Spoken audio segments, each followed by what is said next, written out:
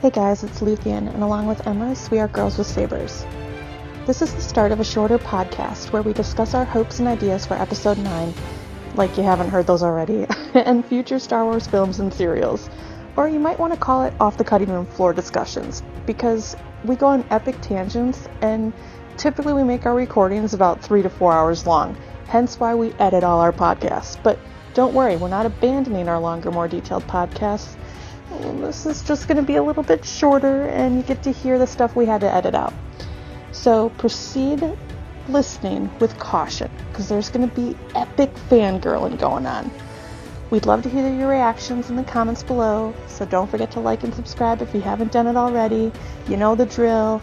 I just got to keep saying it, and you guys got to watch the whole thing too, and listen to the whole thing. YouTube loves the watch times. So anyway, thanks so much, and enjoy the cutting room floor.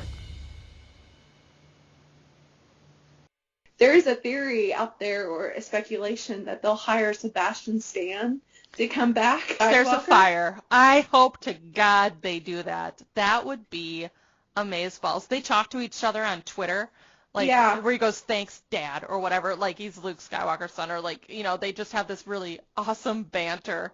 Because they look exactly yes. alike. You put a blonde wig on Sebastian Stan, and boom, it's Mark Hamill. Oh, it's so good. Think of what they could do that if they did a flashback of in between Return of the Jedi and The Force Awakens of Luke showing his full power as a Jedi. I think that would be an anthology. Good. Yes, that would be the anthology film everyone would ask for. Yeah. I mean, Solo was the film we never asked for instead of the film we never knew we needed.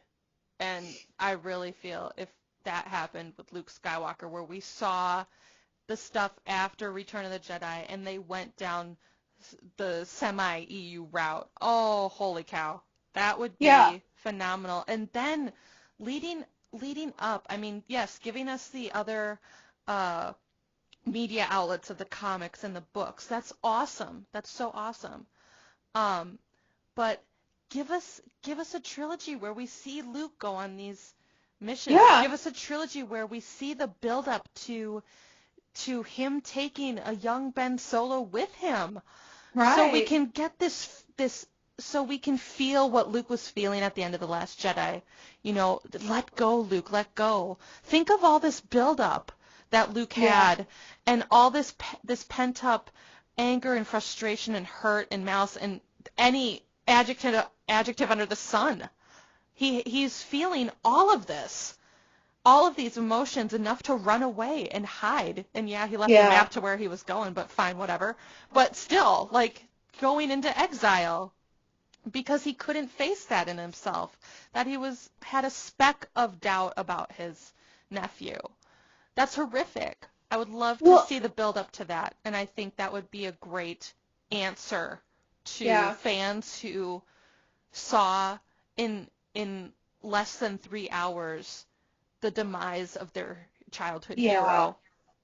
But then the scene that told me it was going to be okay is when he went to the Falcon, and I'm going to start crying. Yeah. But when he went to the Falcon and R2-D2 turned around, mm-hmm. and I saw young Luke Skywalker shining through those eyes. Yep. That droid, again, unlocked his childhood. Mm-hmm. That droid literally unlocked the hologram of his sister that called him back into the fight half-heartedly, but at least got his toes in the water. To me, I'm like, okay, there's hope. Yeah. There's hope for my Luke to return. He's lost, and he needs redemption. He needs hope again. Mm-hmm. But that scene was the one that restored my hope to think, okay, Luke is still in there somewhere. And I think a really cool movie is, there's a lot of talk about how Luke went on a pilgrimage to find all of the artifacts of the Jedi. And how Snoke also, that's one of the reasons why they know each other, is Snoke also went on a journey to find the artifacts. And I think that would be a really cool origin story of Snoke where you can Yes. see like almost like the opposite of Rey and Ben. Yeah. A purely light user and a purely dark user, balancing each other out, that both have the same quest in mind, but they come into confrontation and division instead of balance and harmony. Yeah. I think that would be awesome. Like, I would love to see that. That's when Sebastian Stan can play Luke Skywalker. Hello! And who's the little kid that looks so much like young Adam Driver? Oh, Finn Wolfhard. Could you imagine him playing Ben Solo with Sebastian Stan? Yes. Oh my gosh. Yes, I can. Oh my gosh. Lucas, so let it be written. So let it be written. So let it be done. Yes. Amen. Because that Luthien and I are both writers. We will write this for you. Yeah. Done deal. You call it cash grab or cash cow. We call it inspiration. I feel like Yul Brynner in the Ten Commandments. So let it be written. So let it be done. Yeah. Oh, man. Okay, seriously. Like, people would lose their minds because they would get Snoke. They would get everything in that movie. Come on, listen to us. And okay, Totally. And this is one of the things.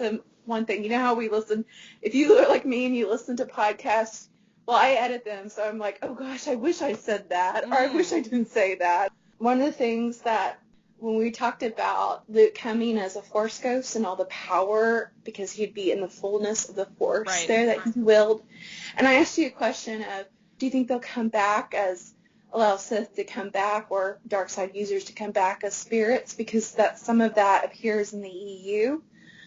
I think that would be awesome to see a battle of Snoke and Luke as Force ghosts. Oh! Spirit. Full body chills. Yes. Kind of like Gandalf and Saruman and the Fellowship of the Rings, Yep. where they're both fighting over Ben Solo's soul. That would kill me. Oh. Well, could you imagine the epicness of that? Like, Luke is all full of the light side of the Force. Snoke has a full side of the dark side of the Force. And like, there's that whole speculation that the ring is like a holocrux of Ben Solo, and et cetera, et cetera. Oh my God! Like that I'm having an epic meltdown. Unleashes the spirit of Snoke, and like, it is like a spiritual battle for the soul of Ben Solo. Oh my god. Oh my the god. Girl in me is glowing. And just to have the art directors of Blade Runner. Yeah. Freaking. Oh my god. I can't. It's kind of like, I can't talk. I can't talk. Has to summon the army of the dead that, owes him an oath of going and helping him. Like Luke asking Qui-Gon and Obi-Wan and Yoda and you can even say Ahsoka and like all of these Force users, and Snoke like gets his Force users, and it would be like an epic battle like for the soul of Ben Solo. Oh my gosh. I'm only quiet. I'm only quiet because my mind gun done exploded, and I can't even formulate. Like, it's taking all of me just to tell you I can't formulate a sentence right now. Please, JJ, let this happen. I mean, all of the fanboys that were so upset with Luke Skywalker's death, I think that would move them, because they could see Luke Skywalker in full power, fighting for Ben Solo, and Snoke in full power. Like, we didn't even see that. Like, if they were both in full power, fighting each other, kind of like a war in the heavens, I mean... Well, just like I said last time we talked about, there needs to be, like, epic Force Ghost battles where either Rey and Ben are confronting, a Force Ghost Snoke, and then all of a sudden Luke and the other Force Ghosts appear behind him. They're like, no, we got this. And then they get out of there. Or there needs to be a Force Ghost battle, like a la Return of the King. I mean, just all out helping Rey and Ben The whole galaxy. The whole galaxy. Oh. Yeah. Oh, man. Well, that's it. That's happening.